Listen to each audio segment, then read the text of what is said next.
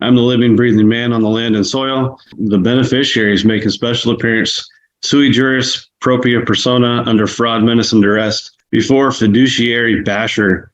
Defendants just simply have not created a genuine issue of material fact. No offense, lawyers lie all the time. Those are the plain facts.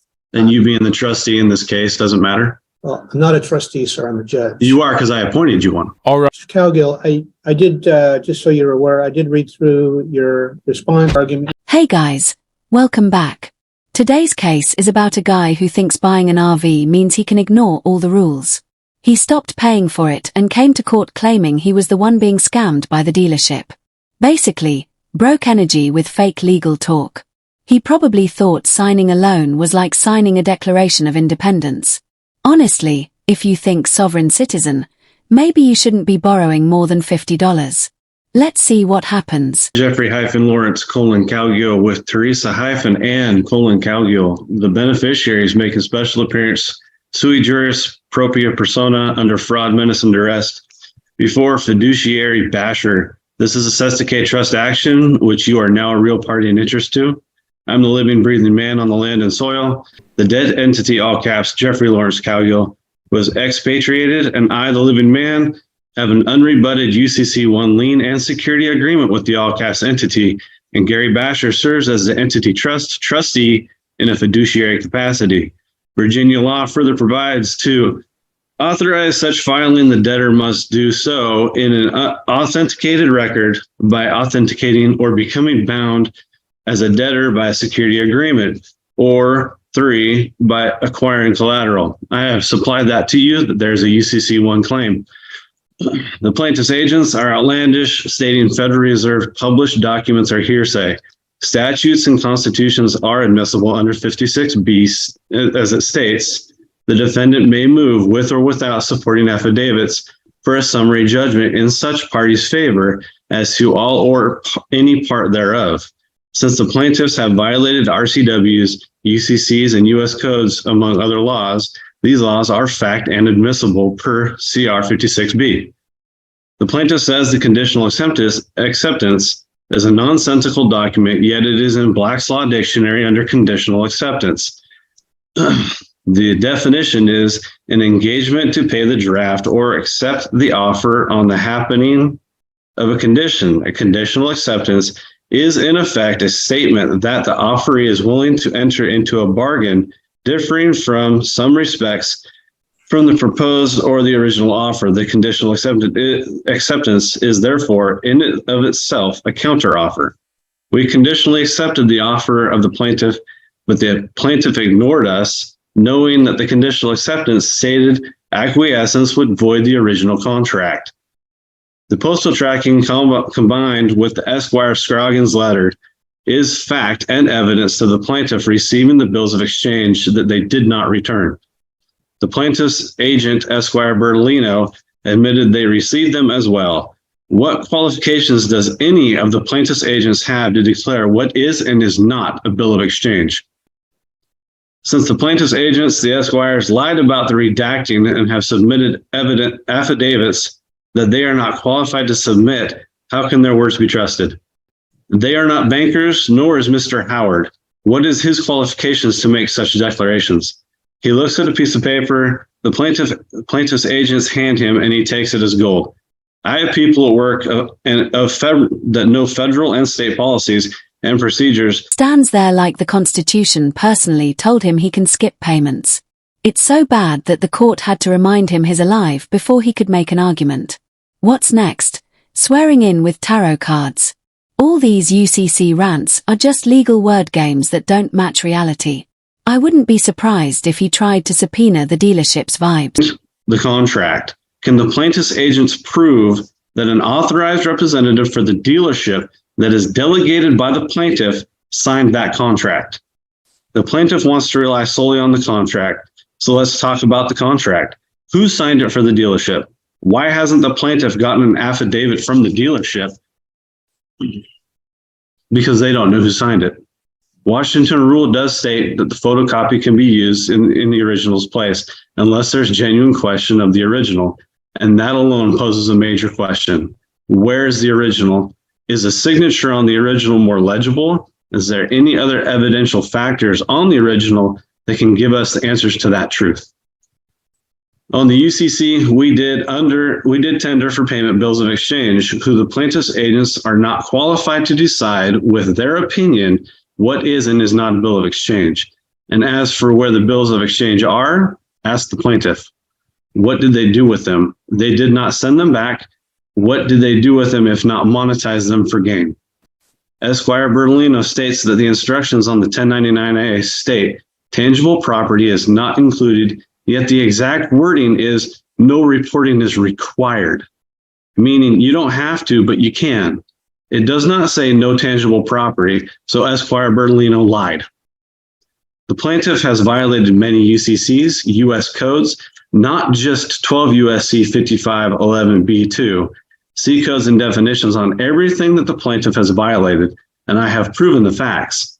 Why didn't the plaintiff return the documents they say are not bills of exchange with an explanation or dishonor?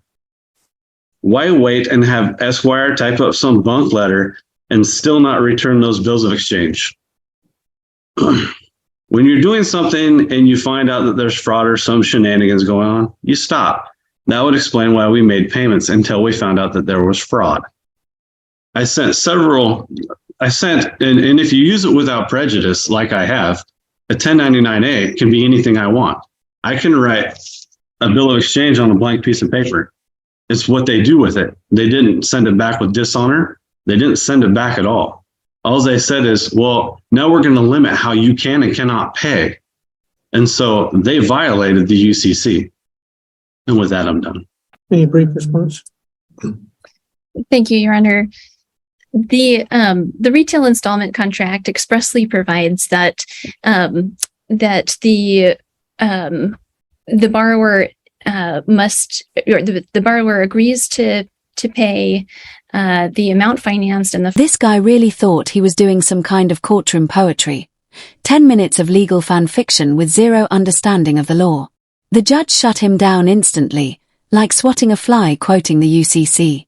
And all this drama. It's just a trailer he stopped paying for. Watching him argue is like someone trying to return a pizza using maritime law, completely off, but kind of payment schedule below, as explained on section 1 on the back. That's at Exhibit 1, page 2. It's undisputed that the defendants did not do so, that they defaulted under the terms of the contract. They don't dispute that they received the trailer. They don't dispute that they received this loan. They don't dispute that they made payments under this contract. They knew how to make payments under this contract. And they don't deny that they stopped making those monthly payments. There is no genuine issue of material fact that they entered into the contract, that they defaulted under the terms of the loan, and that they owe the amounts set forth in the Howard Declaration. It's, not appropriate for defendants to malign attorneys generally, or my colleague, Ms. Bertolino, in this court, with no evidence, no admissible evidence that would support any of the allegations that defendants have stated here today. There is no demonstration, no allegations, no demonstration of fraud by the credit union or by anyone.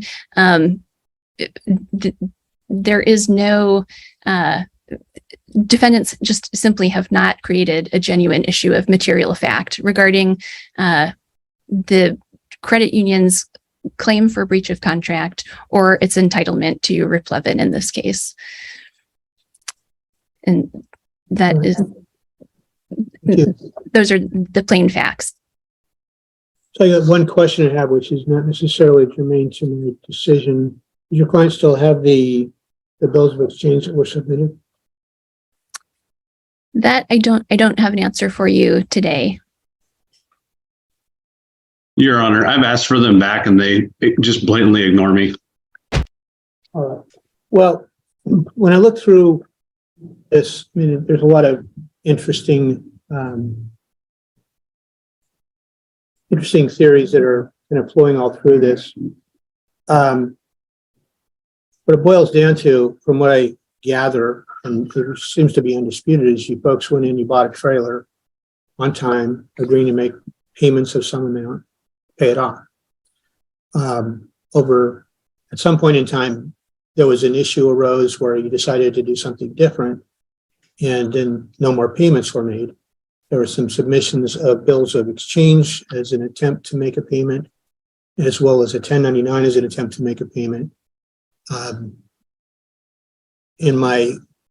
guess my answer to that is those probably would not be something you could walk into Safeway and buy a banana with, because it wouldn't be considered regular money for purposes of buying things in a retail situation.